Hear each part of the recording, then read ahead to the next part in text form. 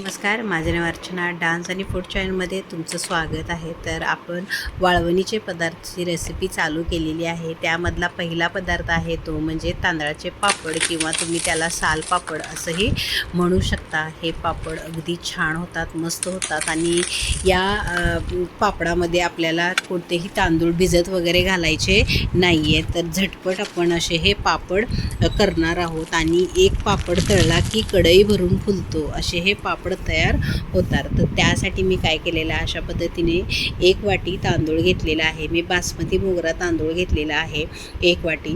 तर हे यामध्ये पाणी टाकून आपल्याला काय करायचं आहे, हे तांदूळ छान असं स्वच्छ धुवून घ्यायचं आहे.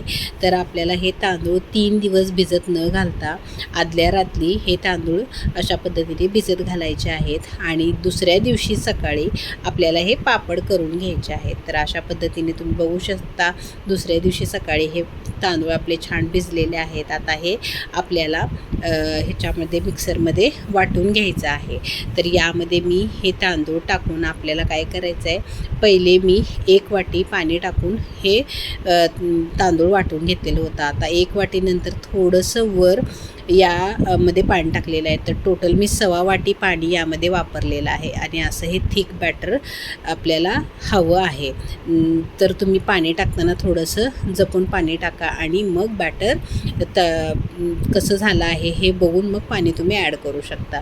तर यामध्ये चवीप्रमाणे मीठ टाकायचं आहे आणि थोडंसं मी चिली फ्लेक्स यामध्ये ॲड केलेलं आहे. आता इकडे मी काय केलेलं आहे, कढईमध्ये पाणी गरम करायला ठेवलेलं आहे. आता अशा पद्धतीच्या ह्या प्लेटा घ्यायच्या आहेत छोट्या छोट्या.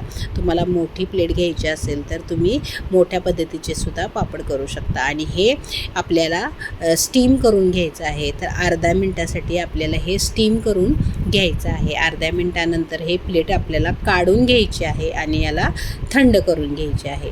तर ही प्लेट काढल्यानंतर दुसरी प्लेट यामध्ये ठेवायची आहे आणि यालासुद्धा अर्धा मिनटं आपल्याला स्टीम करून घ्यायचं आहे. तर अशाच पद्धतीने ह्या प्लेटा आपल्याला स्टीम करून घ्यायच्या आहेत. तर तुम्ही बघू शकता ही सुद्धा स्टीम झालेली आहे.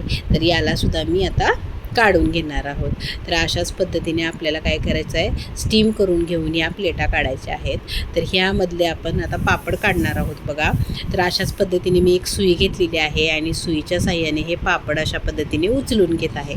तुम्ही पाण्यामध्ये प्लेट ठेवूनसुद्धा हे पापड अशा पद्धतीने काढून घेऊ शकता, पण मी थोडंसं थंड करून हे अशा पद्धतीने पापड काढून घेतलेले आहेत. तर तुम्ही बघू शकता अशा पद्धतीने सुईच्या साहाय्याने मी हे पापड काढून घेत आहे.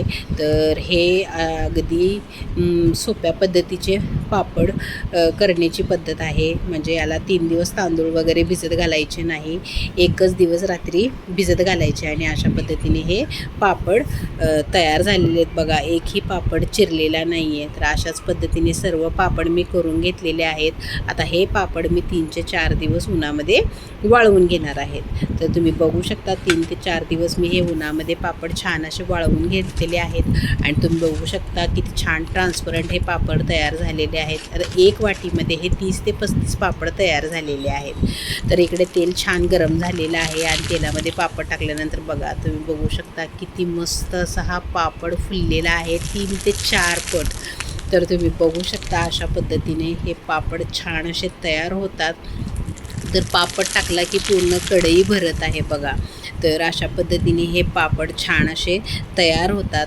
तर अशा छान छान रेसिपीज जर तुम्हाला बघायला आवडत असतील तर माझ्या चॅनलला लाईक करा, शेअर करा आणि सबस्क्राईब करायला विसरू नका. तर तुम्ही बघू शकता अशा पद्धतीने हे मी पापड केलेले आहेत. एक वाटी तांदळापासून मी 30 ते 35 पापड तयार केलेले आहे आणि हा बिना तळलेला पापड आहे आणि तळलेला पापड बघा 3 ते 4 पट हा पापड फुललेला आहे. तर हे बघा पांढरे शुभ्र असे हे साल पापड तुम्ही म्हणू शकता किंवा तांदळाचे पापड तयार झालेले आहे. माझ्या हातामध्ये सुद्धा मावत नाही आहे, हा एवढा मोठा पापड तयार झालेला आहे बघा. हे किती छोटा आहे आणि हा बघा किती मोठा आहे. तर अशा पद्धतीचे हे पापड मस्त असे फुलून 3 ते 4 पट फुलतात. तर तुम्हाला मी तोडून दाखवते किती क्रिस्पी हा पापड तयार झाला आहे बघा. किती छान हा पापड तयार झालेला आहे. तर अशाच छान छान रेसिपी घेऊन आपण भेटूया नेक्स्ट रेसिपीमध्ये. थँक्यू.